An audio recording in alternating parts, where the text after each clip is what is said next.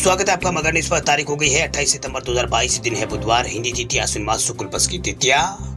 आज की ताजा खबरों के अपडेट में बात करेंगे देश भर की तमाम बड़ी और काम की खबरों के साथ ही सरकार की ओर से आज लिए गए कुछ महत्वपूर्ण फैसलों और जारी किए गए कुछ नए नियमों की। तो वीडियो को अभी लाइक करें और चैनल को सब्सक्राइब करके घंटी के निशान को जरूर से दबा दें।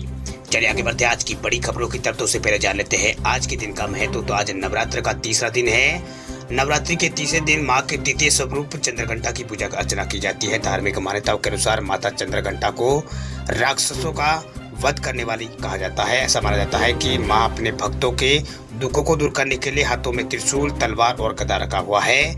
माता चंद्रघंटा के मस्ते पर घंटे के आकार का एक अर्धचंद्र भी बना हुआ है। इसी वजह से भक्त मां को चंद्रघंटा कहते हैं। वही माता चंद्रघंटा की पूजा करने से भक्तों को वीरता और निर्भयता का वरदान मिलता है। जो भक्त माता की पूजन श्रद्धा भाव से करते हैं उसे शत्रुओं पर विजय प्राप्त करने की मदद यहाँ पर मिलती है, यानी अपने जो शत्रु है उन पर विजय प्राप्त करने का वरदान मिलता है। तो चलिए बात कर लेते हैं आज की पहली बड़ी खबर की। तो उत्तर प्रदेश के मुख्यमंत्री योगी आदित्यनाथ ने दी है बड़ी सौगात। अब दिवाली पर हर गरीब परिवार को मुफ्त मिलेगा एक सिलेंडर। उत्तर प्रदेश में योगी आदित्यनाथ सरकार ने दिवाली पर गरीबों को बड़ा तोहफा दिया। दरअसल योगी आदित्यनाथ नेतृत्व वाली राज्य सरकार ने दिवाली पर गरीब परिवारों को एक सौगात यहाँ पर देने की तैयारी करी। दरअसल सरकार ने गरीब परिवारों को मुफ्त गैस सिलेंडर दिए जाने की घोषणा की है। वह हर परिवार को एक सिलेंडर मुफ्त में यहाँ पर दिया जाएगा। दरअसल बीजेपी ने 2022 के विधानसभा चुनाव में अपने संकल्प पत्र में दीपावली और होली पर एक मुफ्त सिलेंडर देने का वादा किया था, जिसे अब सरकार की ओर से पूरा किया जा रहा है, यानी योगी सरकार की ओर से पूरा किया जा रहा है। वही विधानसभा चुनाव के दौरान सीएम योगी ने उज्ज्वला योजना के तहत होली और दिवाली पर फ्री गैस सिलेंडर देने की घोषणा की थी। चूंकि यूपी में नई सरकार का गठन होली के कुछ दिन बाद हुआ था, इसलिए 2022 होली पर इसे लागू नहीं किया जा सका है। जो महिलाएं सिलेंडर के तोहफे का इंतजार कर रही थी उनका इंतजार अब जाकर खत्म हो रहा है। अब इस दीपावली पर सरकार यानी जो बीजेपी सरकार है वो लोक संकल्प पत्र के वादों को पूरा करने जा रही है। सीएम योगी ने 2 महीने पहले गोरखपुर में कार्यक्रम के दौरान भी मुफ्त सिलेंडर की बात दोहराई थी।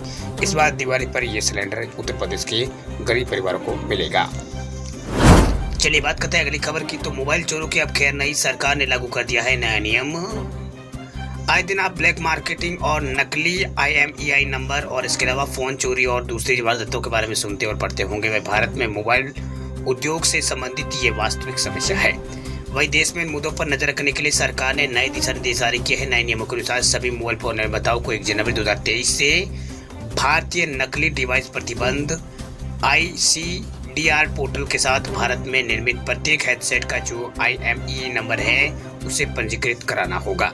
दरअसल सरकार द्वारा अधिसूचना में कहा गया है कि बिक्री, परीक्षण, अनुसंधान या फिर किसी अन्य उद्देश्य के लिए भारत में आयात किए गए मोबाइल फोन की अंतर्राष्ट्रीय मोबाइल उपकरण पहचान संख्या आयातक द्वारा ICDR पोर्टल पर पंजीकृत की जाएगी।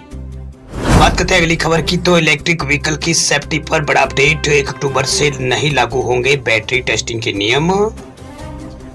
देश में इलेक्ट्रिक गाड़ियों की सेफ्टी को देखते हुए 1 अक्टूबर से बैटरी सेफ्टी के नए नियम लागू किए जा रहे थे, लेकिन मंगलवार को सरकार ने नियमों को लागू करने की तारीखों को आगे बढ़ा दिया है। दरअसल सरकार ने बैटरी टेस्टिंग के अनिवार्य नियम लागू करने की समय सीमा को बढ़ाने का फैसला किया है। इसके साथ ही इन नियमों को अब 2 चरणों में लागू करने की भी योजना है।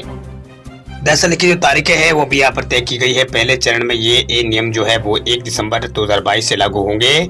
वही दूसरे चरण की योजना 1 मार्च 2023 से लागू होगी, यानी इस योजना को लागू किए जाने की तारीखों को 2 महीने आगे बढ़ा दिया गया है। वही सड़क परिवहन मंत्रालय के बैटरी सेफ्टी स्टैंडर्ड को लेकर सरकार ने नई कमेटी बनाई थी। अब इस कमेटी की सिफारिशों पर 2 फेज में से यहाँ पर लागू किया जाएगा। ये नियम 2 व्हीलर्स के साथ साथ 3 व्हीलर्स और इसके अलावा क्वाड्री साइकिल और यहाँ पर कारों पर भी ये नियम लागू होंगे। बता दें आपको कि सरकार ने पिछले महीनों में इलेक्ट्रिक 2 व्हीकल्स में आग लगने की घटनाओं को देखते हुए बैटरी सेफ्टी के नियमों में बदलाव किया था। इस साल अप्रैल में ओला इलेक्ट्रिक और इसके अलावा ओकिनावा और ऑटोटेक और प्योर जैसी 2 व्हीलर मैन्युफैक्चरिंग इलेक्ट्रिक वाहनों में आग लगने के मामले सामने आए थे। इन्हीं को देखते हुए सरकार ने एक एक्सपर्ट कमेटी की घटना की यहाँ पर जो गठित है वो यहाँ पर की थी। बात करते हैं अगली खबर की। तो पासपोर्ट बनाना अब चुटकियों का काम, मोदी सरकार ने सबसे जरूर नियम बदला। सरकार ने पासपोर्ट बनाने वालों को राहत दी है। दरअसल बुधवार को आवेदकों के लिए पासपोर्ट बनवाने के नियमों में बदलाव हो जाएगा, यानी आज से जो नियम है वो बदल जाएंगे। जिससे उनके लिए पासपोर्ट बनाना और भी आसान हो जाएगा। दरअसल विदेश मंत्रालय ने बताया कि पासपोर्ट आवेदक अभी सभी यहाँ पर ऑनलाइन पोस्ट ऑफिस सेवा केंद्रों पर पुलिस क्लियरेंस सर्टिफिकेट यानी पीसीसी के लिए अप्लाई कर सकेंगे। वही पासपोर्ट जारी करने के लिए विदेश मंत्रालय नोडल मिनिस्ट्री है, वही पासपोर्ट बनवाने के लिए पीसीसी एक जरूरी काम है। अक्सर पुलिस द्वारा पीसीसी जारी करने में समय लगता है, जिससे परिणाम स्वरूप पासपोर्ट बनाने में और समय लगता है।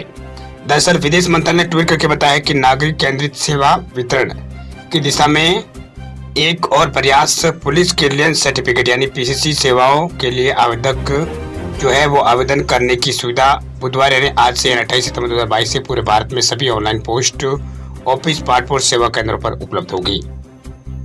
बात करते हैं अगली खबर की, तो आधार कार्ड को लेकर बड़ी खबर देखिए। अब आधार से जुड़ा पेमेंट सिस्टम हुआ है और SAP नए फीचर के साथ तो फेक फिंगरप्रिंट से नहीं निकाल सकेंगे पैसे।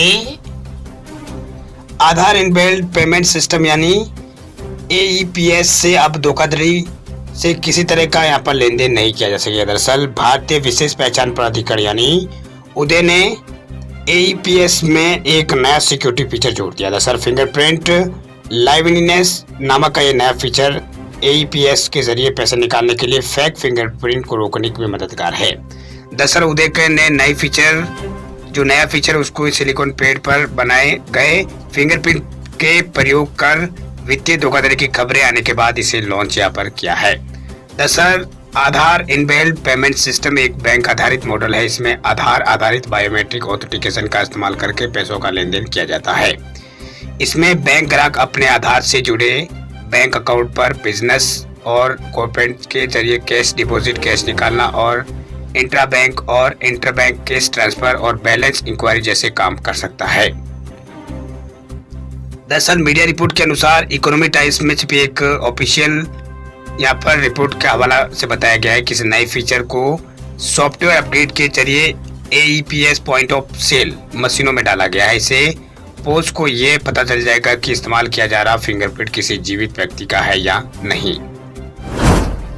बात करते हैं अगली खबर की, तो आयुष्मान भारत योजना के लिए सरकार ने तय किया है बड़ा लक्ष्य। रोजाना 10 लाख आयुष्मान कार्ड बांटे जाने की है योजना। आयुष्मान भारत योजना केंद्र सरकार की एक सबसे महत्वपूर्ण योजनाओं में से एक है। वही सरकार देश के हर वर्ग को लोगों के लिए कई तरह की स्कीम यहाँ पर चलाती है। उन्हीं में से एक का नाम है आयुष्मान भारत योजना। इस स्कीम के तहत सरकार देश के गरीब वर्ग को मुफ्त इलाज प्रदान करती है।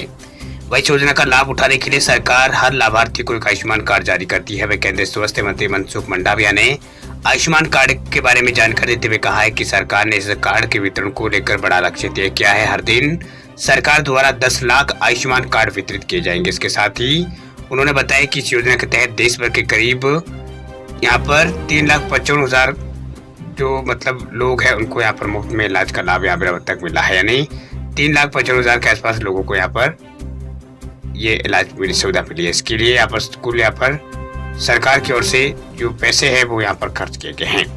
दरअसल आयुष्मान भारत प्रधानमंत्री जन आरोग्य योजना के 4 साल पूरे होने पर आरोग्य मिथन 2022 का कार्यक्रम में वो रखा गया था। वह मनसुख मंडाविया ने यह भी बताया है कि अब तक इस योजना को देश के 33 राज्यों और केंद्र शासित प्रदेशों में लागू किया जा चुका है। कुल 19 करोड़ लोगों को आयुष्मान कार्ड मिल चुका है। अब सरकार इस कार्ड को जारी रखने की गति में और तेजी लाने की कोशिश कर रही है।